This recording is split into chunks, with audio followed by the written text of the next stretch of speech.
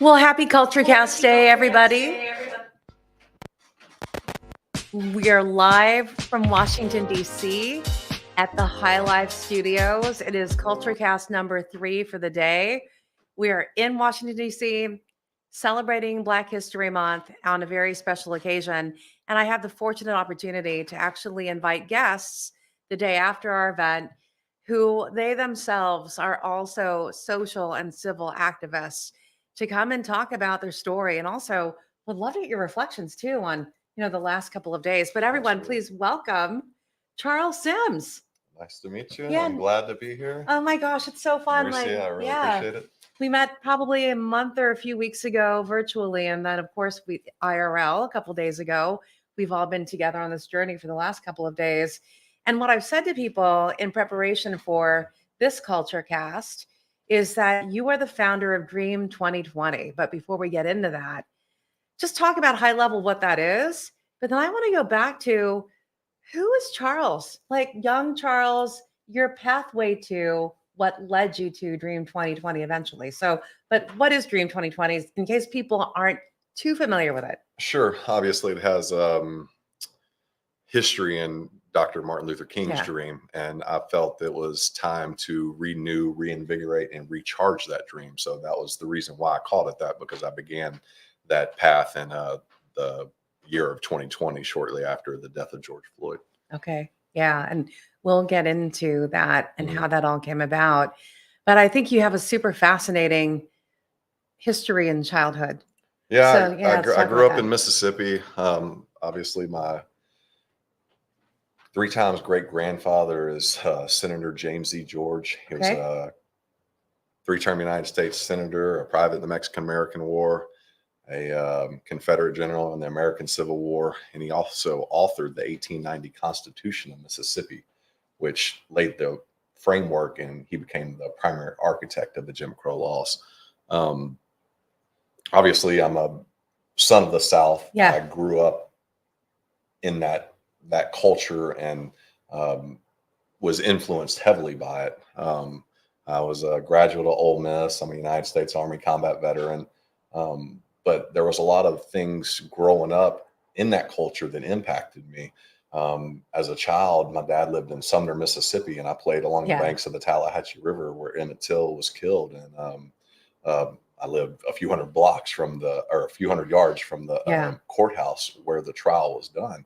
And so obviously Emmett Till's story was very impactful on me, knowing the history behind it. My mom's father grew up in Greenwood, so I always heard stories about Emmett Till, and it left a lasting impression on me. Wow. But I do believe that Dr. King was right when he talked about equality in the dream. That was an overall theme, and I believe that he was correct in calling for that. And that was important for me. Starting the Dream 2020 was to renew that, and I felt that it stalled out in Memphis after he was killed. So me coming from a different perspective, I thought it was important to put my best foot forward and try to renew that dream. So that's interesting. And growing up in the South, and then your great-great-grandfather, a key architect to Jim Crow laws, that is, one would never think, wow, how can someone choose to found Dream 2020 coming from a culture of segregation? Sure. Right? Sure. And so, and thank you for your service, by the way. You're a veteran. So much. I appreciate that. What led you to this Dream 2020? So I understand the foundation of Dr. Martin Luther King and his dream speech, but what led you to this? I think first off, being a veteran was a big part of it, because being in that melting pot, having that camaraderie in the service definitely gave me a different perspective and outlook on life. A big impactful moment, or 2 moments, was at kind of midway through 2020 when Ahmaud Arbery was killed, and then shortly thereafter George Floyd was killed. And both those events kind of grabbed at my heart. If you're human, I think it would have. Absolutely. And I think everybody that witnessed those events, especially George Floyd crying out for his mother, was a very thing that kind of shook me to my core and made me ask a lot of questions inside of myself. And immediately I kind of knew the way forward, and it just came to me like a the Mississippi River at the Yeah. high water mark. Okay. And so I immediately came up with an idea that I was going to reach out to a group of friends Yeah. and go to the Lorraine Motel to speak the truth. And I reached out to Dr. King's family to see if they would write me a letter of support to do that. And Alvita did. And thank you, Alvita King. Wow. But I think that it was important to go to Memphis first and foremost because Dr. King was killed there. Yeah. And I do feel like the dream stalled out after that. So for my journey, I thought it was important to restart at the Lorraine Motel in Memphis because of the cultural and historical and significance of that. I think there's a lot of lessons to be learned at the Lorraine Motel. I first went there when I was probably 6 or 7 years old, and it definitely had an impact on me seeing the exhibits and everything in there. That's amazing. And the fact that you cold called and the King family. Yeah. And how was that? Like, they're like, who are you and what are you trying to do? Like, yeah. So I had a friend that I had done some small work with when I was still in college, and I had never reconnected with her. Okay. But I knew that she had some connections to that. And I reached out to her. I was like, hey, I've never asked you for anything, right? And she was like, no, absolutely not. And I was like, well, I'm about to. I would like you to reach out to the King family. So that was a connection to that. And that's that's the interesting part, because I never knew that relationship would I would come back to that and have to need to request that. But my life's journey, the relationships and the friendships that I fostered over time allowed me to walk that path. And so it's my life's journey, to be honest, that led me to this. It wasn't one single event or anything else. Wow. It was the totality of my life in general. And so they wrote you a letter of support. Mm-hmm. What did you do with that letter? So here you are. Okay, now you have this. That's a very cherished possession of mine. I have it framed in the bedroom. It's she talked about standing in unity, and talked about Martin and AD and Daddy King. And she said, whenever Charles called me, I began to pray. And I was like, wow, it's just an amazing thing that that happened, and that she was willing to support me, having never met me, but willing to know the background that I come from, that she was willing to put her name on the line and put her words out there to support me in that. Amazing. And to pray for you. Yeah, that's amazing. So then you show up to the Lorraine Hotel. What happened? We had an event. It was obviously in the throes of COVID, so it was a little limited. At one point, I was asked by the city to so my plan was to come the fourth week or the third week of June. So only 4 weeks after George Floyd died. And I felt like moving quickly because of that to have the biggest impact. However, they asked me to reschedule. And we did. And it's amazing what happened. The event happened on the anniversary of Dr. King's speech. No way. So even though the events didn't happen as I intended, God has his own plan and his own timing. And we went back on 8/28 and the anniversary of Dr. King's dream speech, and was able to go back on that day. So I think it worked out in the timing that it was supposed to work out. So what was that like? I've seen images online. So it was hot. Yeah. It was hot. One thing that was special to me, my mother passed just recently in November, and she was able to, I appreciate it. She was able to attend, and that was the only event that she attended since I had started. And I always told everybody, like, don't let my mom get on camera. I told my brother, I was like, don't let my mom get on camera. And I look over my shoulder after the end of the interview, after the end of the event, and my mom's talking to a camera, and I look at my brother, and I'm like, what the heck? Yeah. And but now it's much more special to me that she got that time. I can look back at the interview and read excerpts of the words that she said. And she talked about, having a need to bring people together. And she said that she thought that we should be doing this every month in a different city, and that we should do it until things change, and things aren't going to change by themselves. That we have to have the hard conversations, and talk to people about what divides us, to have those conversations, Yeah. to move forward. Yeah, we were just chatting earlier as we were leading into our conversation. We just had Daryl Davis on Hmm. the CultureCast beforehand, and actually that's how I met you. Like, and what I learned from you was, look, you modeled, or he kind of provided the blueprint for you. Absolutely. So say more about that. Absolutely. Yeah, So I've known Mr. Daryl Davis's story for, I would say, at least 10 or 12 years. I think there was like a history special on it years yeah, ago, and I'd saw it and I was like, wow, this guy was willing to go sit down with Ku Klux Klan yeah, members and touch their heart. And eventually they gave up their ways, turned over their robes to him, and changed their life. Um, and so I've known the story for a while. And I think subconsciously it kind of had an impact on me. And I kind of, when I was studying about my great grandfather, I came up on a story where he sat down with a former governor of Mississippi, Delbert Ames, in 1875, yeah, where there was election violence going on. And he had to sit down with the governor. So I thought back to Daryl's story and I said, there is something to this. yeah, There's something to sitting down with people that you disagree with, yeah. to reach across those party and racial lines and search a conflict resolution.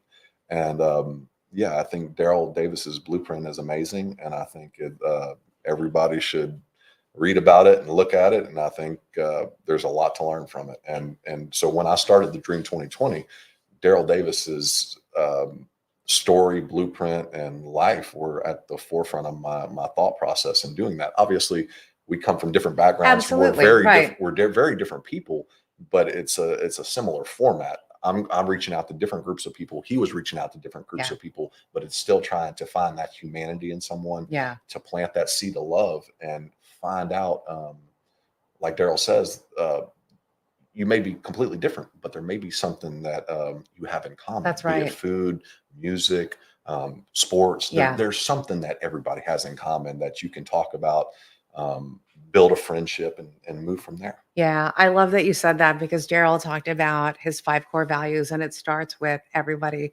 has a need to be loved. And you just Mm, said this, that when you plant a seed of love, of course, I love love, but what I love is that it comes from that, right? It starts from that very human need to do that. mhm. And then I also, what you're saying, and we talked about this with Daryl, is just that how do you start at a place of common ground and find that?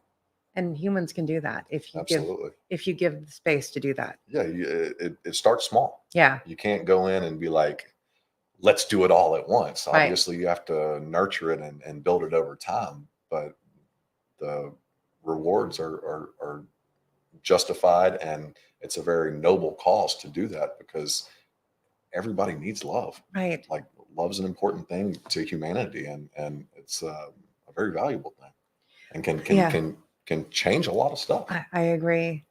I wonder, when I look at some of the images when we first met, and here you are, you're in your dress uniform, Mhm. right? And you're holding a sign, Sure. right? That says you're the great great grandson of Yeah. the architect. Creator of the Yeah. Jim Crow laws, And then here to stand with the Floyd family. Yeah. right. So tell me about that. That Like was rolling up and posting up like that. so that was a Yeah. that was extremely intimidating to do that. I tried to hire private security to Okay. accompany me, and they asked me, "Are you white?" And I said, "Yeah, absolutely." And they said, "Absolutely, we will not go to South Minneapolis with you. Oh my You're goodness. crazy. You should Yeah. never go down there. Your life is in danger." And I said, "Okay." And they said, "What are you going to do?" And I said, "Since y'all don't want to do y'all's jobs, I'll go by myself." Yeah. So yeah, I carried a Jim Crow sign through George Floyd Square at the height of the trial, and it was quite intimidating to say the least. But something happened. What happened? I walked up to it, and I heard somebody, "What the?" And I was like, "Okay, here we go." So I walked up, and this lady said, "Honey, what are you doing here? Like, what are you doing?" And I said, "This is what I'm doing." She said, Yeah. "Where are you from?" I said, "I'm from Mississippi." She said, "I'm from Greenville, Oh Mississippi, boy. Yeah, that's and I run this block, and nothing's going to happen to you now. I appreciate you being here. I appreciate the sentiment that you have, and obviously it's nothing about love here. Thank you for coming. And if you need anything, reach out to me. My name's Gatekeeper. And I said, I appreciate that. I So love that. it was just showing up, being real, showing love. Because obviously, if I came up with any into the situation with any ulterior motives or being fake, they're going to see through it immediately. Right. So I mean, I had to approach this situation with patience, understanding, love, tolerance, and just let the cards fall where they may. Obviously, I was prepared to give up everything in that moment. Um, but I thought it was important to stand for what was right. Yeah. And there was a reason why I did that. George Floyd's brother, Phalonis, had said several things in the lead up to the trial about people coming together Yeah. and to try not to like make more violence. And he like some of the things he said, I think when he went before Congress really touched my heart. And that was the reason that I went there. And me and him talked. Since then, I've talked with several of his cousins and Angela and Miss Mahalia and Tuesday. And there was just so many people that reached out to me and had love, and it was really just truly amazing. So I've obviously met with several of his family members and talked about the reason why I came and why I wanted to support them, to show that no matter where we begin our journey, we have the ability to sit down and have those hard conversations. It doesn't matter if I came from Mississippi or George Floyd started his journey in Houston, Texas, and made it up to Minneapolis, and it didn't matter. We had the ability to come together and have that moment of love. Yeah, I love that. And also just the story of approaching your post in Minneapolis and that woman stopping you and then asking you where you're from, having the patience and kindness to actually seek the humanity in you and understanding that we're from the same place. Yeah. That's a lot. So that's huge. So Benjamin Crump, the attorney, and several of the family members were coming out there to make statements to the media and everything. And I'm sitting there kind of pacing around and I'm like, should I really do this? And first off, like I had reservations about wearing the uniform to begin with. Okay. Because that's obviously not the right time and space to do that. But I wanted people to understand immediately that I meant business and I was a man of action, that I'm here for a reason. And I wanted it to be known, that I'm coming for a specific purpose, and I'm a man of honor. Yeah. And so I stepped up to the microphones, and I would estimate there was probably 30 to 50 cameras there. And when I unfolded that sign, there was audible gasp, and literally people ran off. And it was they ran off. I mean, literally people had emotions that I've never witnessed before. And I walked off from that, and 3 people came over to me. One of them was a lady that was a preacher from the area. Yeah. And they put hands on me and prayed on me. And it was just an amazing experience.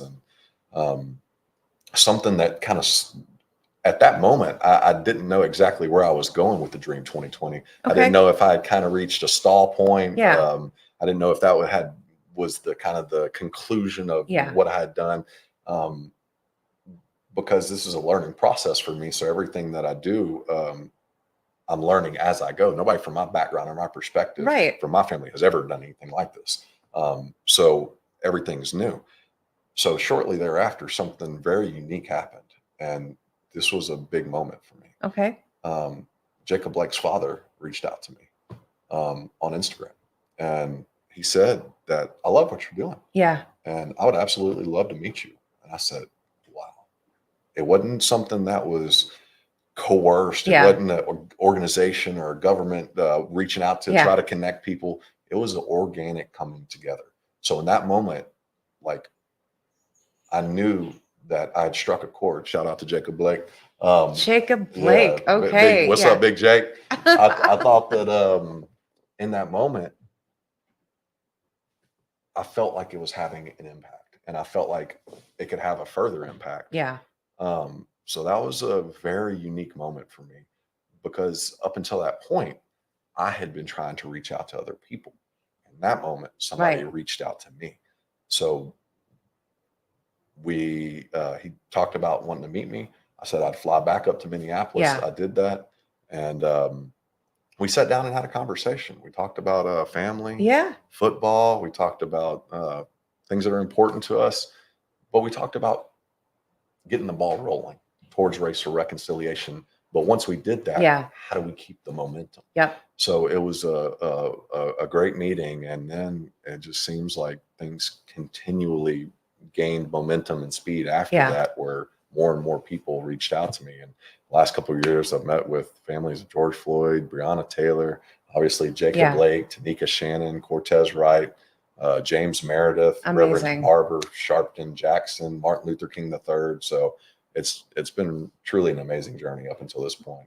I'm super curious, really getting to know the families Mhm, um, of the fallen over the last couple of years. mhm. What have you learned listening to them? What are your takeaways of themes coming out of just really getting to know them and what you've learned from them in this journey? So that's a really good question. First, patience and Okay. understanding. Um, to listen when it's important to listen, Yeah. and to learn, because they obviously have been through an immense amount of pain. And almost everyone that I've talked about lost a family member or had a Yeah. family member that was seriously Hmm. injured for one reason or another, be it police brutality, racism, whatever. So meeting people that have gone through that much pain, they they pour that emotion out Yeah. and into you, and if you receive it, you can learn a tremendous Yeah. amount about them and about their grievances, and the things that they think or demand that need to be changed. And so yeah, it's just a learning process to understand them and understand where they're coming from, their perspectives, and their pain. Yeah. It's a common theme today, just talking about it. I know we were the third guest this week in Washington, D.C., and it is that theme of patience, Mhm. right? And being open and curious and learning. And I love that you said learning. I think learning means you have to be open Yeah, absolutely. to know that you don't know or know what you don't know, Yeah, right? 'cause anybody can learn from anybody. Yeah. Like nobody has all the answers. I don't have all the answers, but one thing I do know is that we have the ability to sit down and talk to people about what divides us, and that's critical. Nobody's going to have all the answers. That's right. Nobody. I definitely do not. But I do believe that everybody has this: is that everybody has a small piece to play in the dream. Uh, Martin Luther King III recently said at the anniversary this year, I'm sorry, this last year, Okay. at the anniversary of the Dream Yeah. speech, that in Washington, he said there has been progress on the dream, but there's still work to be done, Yeah. and everyone must play their part. He also said recently at um, his brother Dexter's funeral that we're still moving towards that beloved community. We may not be in the vicinity yet. Yeah. That's why I'm here. I want to help us to get closer to that beloved community and help to get a little bit closer to that vicinity. Yeah. I can't do it all. That's right. I can't realize the entire dream, but what I can do is help to fulfill certain tenets of that dream. He said, I have a dream one day the sons of former slaves and the sons of former slave owners will be able to sit down at the table of brotherhood. And I absolutely believe in that. I think that we have a chance to sit at a new table of brotherhood, Yeah. founded on honesty, love, respect, and understanding. Yeah. I agree. I think about it just reminds me of back in 2018, I had just switched to a new role and Sure. had the chance to do an interview. And someone had asked a question of me, and they're like, if you had the chance to start a movement, what would that movement be about? And I just randomly, but intentionally, because it's in my heart, like I would start a movement for kindness. Mm, And I say that that's because awesome. I think anyone can be capable of being kind. Mm, I think it's human nature to find that within yourself. That when someone of an opposing opinion, someone who might come at you, whatever, right? Like that's all about them. and not about you. And I guess I'm saying this to you because, like, I feel like when you say everyone plays a part, Mm. everyone has the capacity to do that, Absolutely. And I feel right? like it's way Yeah. harder to be hateful than it is to be kind. Right? I No, we mean, just talked about this with Daryl. I It's mean, it's hard to way hate. it's hard to hate. Yeah. You gotta keep it in you for so long and build it up, and Ugh. it's so easier just to just let love and kindness flow out of you, and it's so much more cathartic. Um, Part of the reason why I did this too is that I never thought I would do this. Like I didn't think this was intended for Well, me. I think it's so fascinating with your family's history Sure. and what I said about, like, in anticipation of you joining this conversation. I'm like, every generation has a chance to change history. Mm. And that's what you're doing. So Yeah. I thought this would have been something that my mom or another family member Yeah. would have done. My mom was a very kind person, very let's say liberal minded. She was an attorney, just an amazing Yeah. person, and she poured a lot of love into me. And I think she gave me the tools to understand my path forward. But the reason why I did this is because I was the furthest person that would ever do this. Yeah. I'm not saying that I was a extreme racist or anything like that. Right, right, right. I had a coming to Jesus moment. That's not the case. But like I've never considered myself a bridge builder or trying to bring people together. And I feel like certain people are called to different things, and I felt that I had a calling to this, Yeah. and I felt that I was built for it. I felt that I'd walked a journey in life and fostered certain relationships and friendships that would give me the ability to Yeah. do this, and that's why I felt it was important for me to do, because I didn't necessarily think I was the person to do it. That's exactly why I had to do it. Right. That's exactly why I had to do it. Well, I think too, let's talk about your calling Mm, because you have served our country. mm. So it takes a special person to intentionally do that. So think about your pathway. What led you to even choose to serve to begin with? Obviously 9/11 had a Yeah. massive Okay. impact. I mean, I was a senior in high school when it happened, and I mean, our generation, I think we were products of our grandfathers.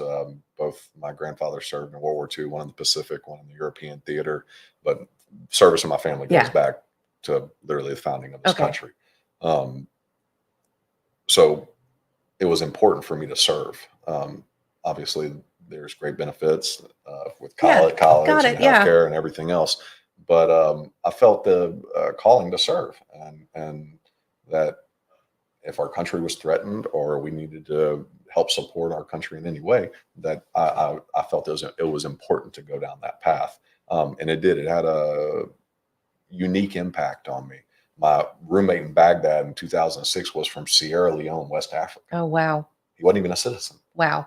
He wasn't even a citizen. And I love that dude like he's my brother. We Yeah. fought and bled daily together. And he was one of the most patriotic Yeah. people that I've ever met. And he said, I'm never leaving the army. I tell him, Yeah. when you getting out, Johnny? And he said, oh no, big baby. He said, I ain't going nowhere. He used to call me big baby, but he said, I'm never going anywhere because I love this country, and this country's done so much for me and my family that I'll never leave it. And in that moment, I just remember thinking, wow, this is one of the most patriotic people that I've ever met in Yeah. my life. And we obviously shared a room for a year or more, and he rubbed off on me a lot, and that kind of helped to build my mindset moving Yeah. forward. That it don't matter who you are, where you Right. come from. You could be from West Africa or Mississippi, Yeah. and still show love and be able to come together. Well, I think that's diversity and inclusion in action. Sure. The fact that everyone can coexist and that you're allowing space for that Mhm. and you're learning from that. And I'm just connecting the dots. I think about, look, it's about supporting your country. It's about protecting the citizens Absolutely. of the United States. And so there's Absolutely. a But thread there no, too. Yeah. it absolutely is, Yeah. because I feel like our country, um, regardless of what political side you affiliate with, it's bigger than black or white, left and right. Totally. This is about realizing the potential of America, and I think that the brighter days are ahead of us. But it takes people dedicated to having those hard conversations. But I think right now, um, it is vital and most important that we have these conversations, because I see a lot of parallels not only from the Yeah. 1960s, but the 1860s Yep. currently. And that we are at a very critical inflection point in our nation's history, that if we don't stand up and pay attention to what's going on and help to improve the things that we need to do, these are the things that insulate us from the gathering dangers abroad. It Right. doesn't matter who wins the next election. That's right. It doesn't matter when the next shutdown occurs, because if we have unity as a people, it doesn't matter. We'll Totally always be agree with together. you. We can always stand firm in that. And it doesn't matter what policy. Yeah, obviously policies and laws matter. But if the people have genuine love for each other, if we can finally move past the black and white issue that we're still fighting fights over that are 50, 60, 150 years old. We haven't even moved beyond that. And we're trying to talk about solving Middle Eastern peace. We can't even solve Right. peace in our own country. That's right. Yeah. I mean, I'm loving this passion that's coming out right now. I think about like what is happening in the world today and what this country that we're sitting in right now, and we're in our nation's capital, right? Sure. And it goes back to, and I nerd out every time I talk about this, but you think about our first American president, George Washington, wrote the rules of civility and obedience, like what it means to be a citizen of these United States. And how far are we now in even practicing civility and obedience with each other as citizens is a big question. So like, here we are. Have we learned yet? So I think regardless of the issue, I bring it back to these basic human behaviors where how are we not civil with each other? Right? So civility and obedience. And I think the other one, if you want to expand it globally, I love the United Nations Human Bill of Rights, which boils exactly down to everyone has a right to be treated with dignity and respect, no matter who you are. Sure. And so it comes back to all of these themes that we're talking about, like how do we approach it from a place of humanity and create a space where people can actually see love as, the seed to open this. And I really appreciate your invitation and being a part of everything this week. Like, it truly showed me what is possible, and being around some of the families that I was around this week had a lasting impact. Yeah. Well, let's talk about that. I think people are very curious. I know that there was a ton of news on it starting Tuesday night after day one. And we've had, Daryl here, he was a guest, and of course Ken was here, but I would love to get your perspective. Like, okay, what is this? You showed up. What did you experience? And I'd love to hear just kind of what were your profound moments. First, when I heard that Ken Morris Jr. would be part of it, obviously he's the descendant of Booker T. Washington and Frederick Douglass, and it made me think about Frederick Douglass. That would he have considered that someone that was descended from a Confederate general would be meeting with his descendant later down the line? Yeah. And would Martin Luther King have considered that we would both come together? Yeah. And it was a really interesting thing for me to think about. And there was many people, Ida B. Wells, cousins Emmett Till and Rosa Parks, and just an amazing group of people. But one thing that was really personal for me was meeting with Reverend Wheeler Parker, that was one of the last surviving witnesses of the abduction of Emmett Till. Yeah. And I grew up a few hundred yards from where Emmett Till, the trial was done for his murder. And it had a lasting impact on me. But for him to take me by the hand and lead me into that memorial, I mean, it's something that would affect me for my life, for me personally, for my family, for Mississippi, because it's about showing what's possible, and to showing that if you extend your hand, that it will be accepted, because I know what I'm capable of, but I also have to show other people what is possible. And if I can do this, if Daryl can do this, if I can extend my hand as the great grandson of the person that created the Jim Crow laws, and I can connect with all the families that I have, what's your excuse, America? Right. What's your excuse? If I can do it, anybody can do it. I agree. If Daryl Davis can do it, anybody can do it. Anybody. That's right. Yeah, I think I saw you with Reverend Wheeler Parker coming out of the memorial, and I experienced the same thing. I think Mm, that was really truly a highlight for me on so many levels. And what I was sharing with Kenneth was, as we were walking through the memorial, and the recordings are there, and you can hear his voice in it too, because I mhm, mhm. interviewed him. And what was interesting to me is that it is about writing history. And what I mean by that is, he said, "Hey, look, there are stories about what happened, but 30 years later, finally interviewing the people that were there to help kind of get the truth straight, right, Well, about what's happening." And in the way that he did it, though. And yeah, so this is he's what amazing. I love. I was saying that I shared this with his wife, Marvell, when I saw her at the end of the day. I said, Reverend Parker has this very calming He does. and peaceful and joyful vibe about He him, does. Very right? introspective. And to go through a really emotional exhibit like memorial, at least for me, it was Mhm. just seeing all of it, and then for him to just kind of share his stories along the way in that way Mm. is just again the definition of grace and love, Yeah, right? he's absolutely an amazing person. I agree with you Yeah. on the calming vibes and everything like that. He's just a truly genuine person.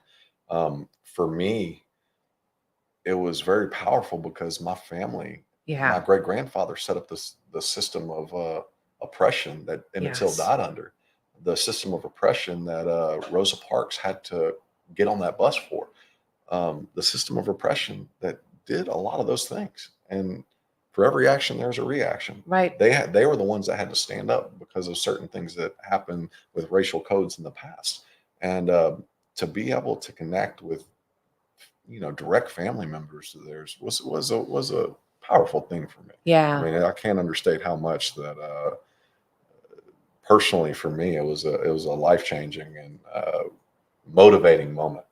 Yeah. I think it was a historic moment. I think for many people, including you and other guests who joined it, I think it's a new inflection point, Mm, right? agreed. For like now solidifying what's most important, which is peace, Yeah, right? At the end of the day.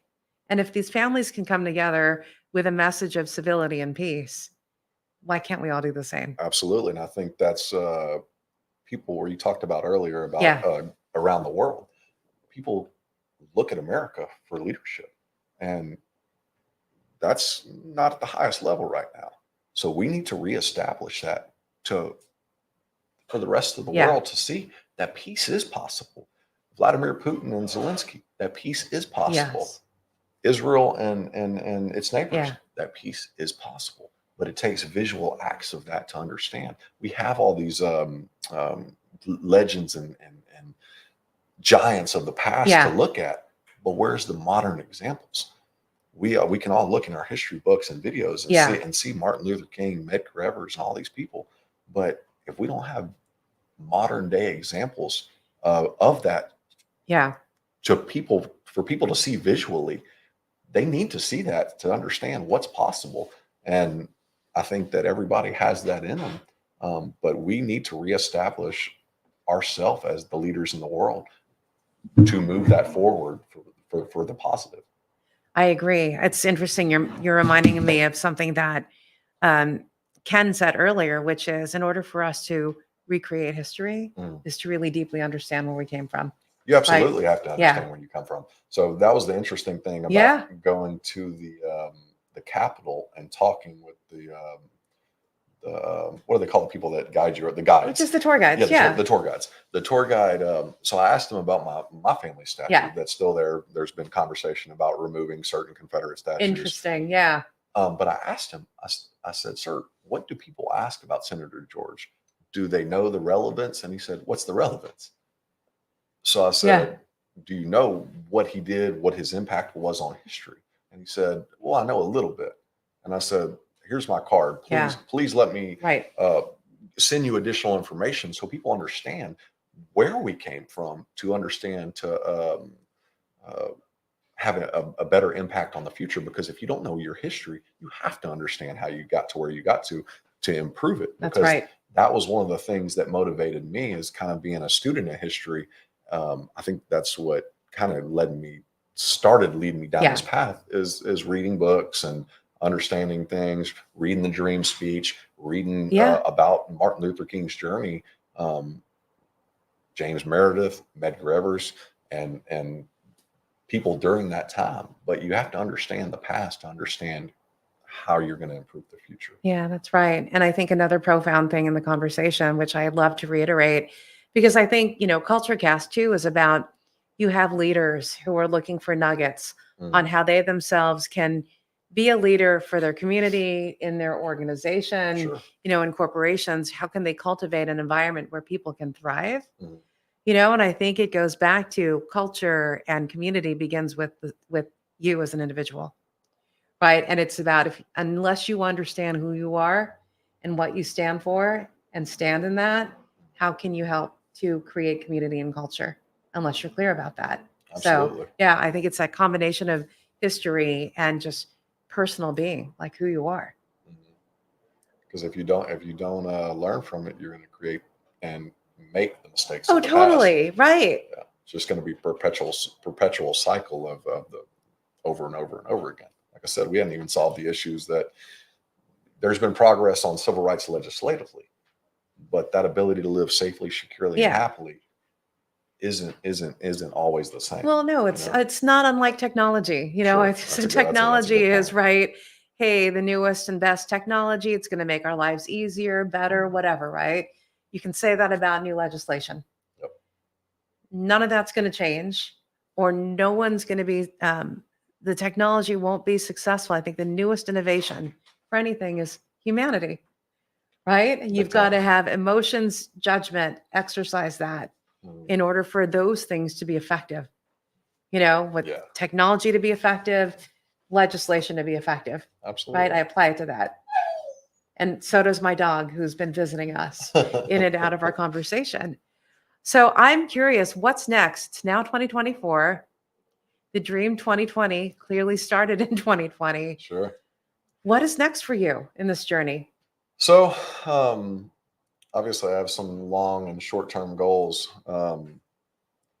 I think that so. There's one thing that's kind of outstanding to me that's Okay. personal, and I told someone very important to me that I would do this shortly before they passed, which was my mother. Hmm. And I told her that was planning on going to the Edmund Pettus Bridge this year. And I've reached out to a couple people. I kind of want to keep that private Yeah, of yeah, who yeah. I It's have fine. currently, but I've reached out to some people to accompany me to that. So I wanted to go to the Edmund Pettus Bridge to show that visual act of reconciliation, to show that path and that Yeah. journey and that walk to it. So I'll be going to the Edmund Pettus Bridge in 2 weeks to show that. And there's several reasons why I'm doing that. Okay. Um, my great grandfather, Senator George, was colleagues with and friends with Edmund Pettus, Oh, and he was at his funeral upon his death. And so it's important for me to set certain things straight. yeah. And I don't say that because I'm proud of the hate that certain people were involved in, Yeah. but it's because I'm entwined in it and know it can be overcome.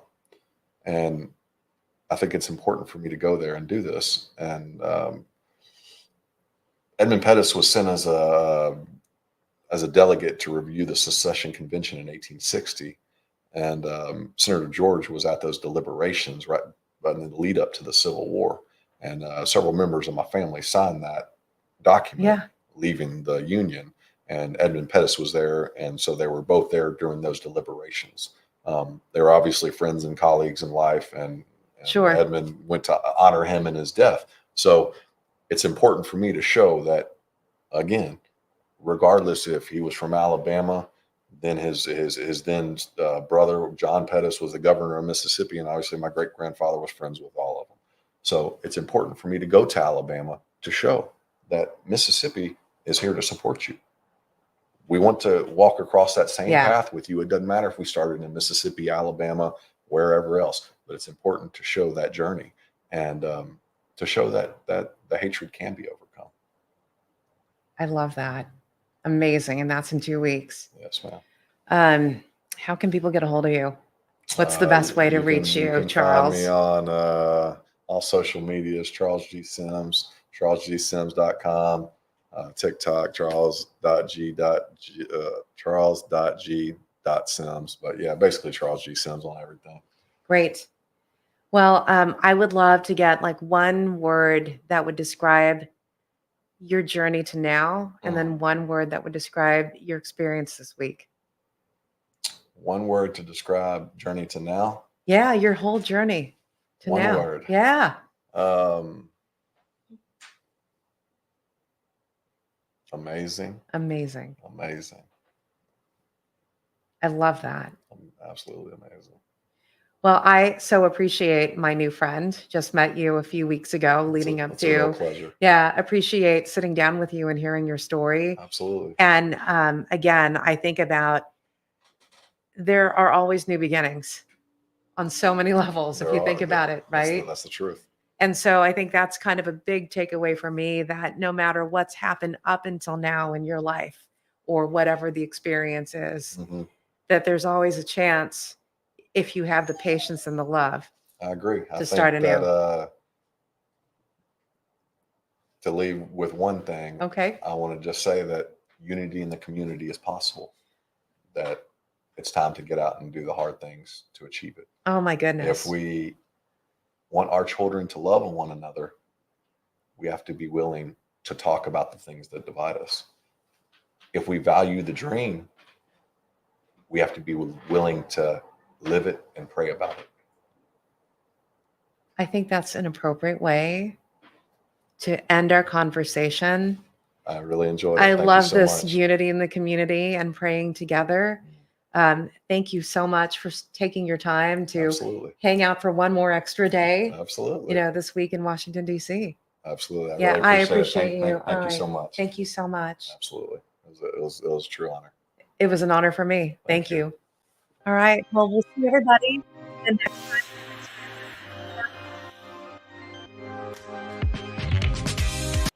Information in the notes. And also, if you just Google him, he'll come up. So, we ain't hard to find. Exactly right. Everyone, have a great rest of your day. Happy CultureCast Day. Happy rest of this month. And we will see you soon.